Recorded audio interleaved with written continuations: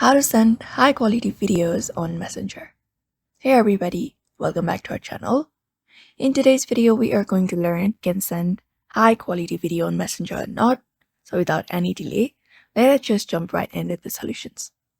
So if you want to send high quality videos on Facebook, first of all, go ahead and update the Messenger app to the latest version and open up chat in Messenger. Now, you can either take or send a new video from your device. For now, I'm sending using a video from my own device. Or before that, at the top, you can find HD option right here. You can just go ahead and locate it and turn it on. After that, go ahead and select up a video that you wanna send. And once selected, just tap on send. So if you really wanna make it a good quality video, the maximum file size for a video is 15 MB. The recommended frame rate is 30 FPS and recommended duration is 1 to 60 seconds. So you can look up for the guidelines for Messenger video for a higher quality to be sent.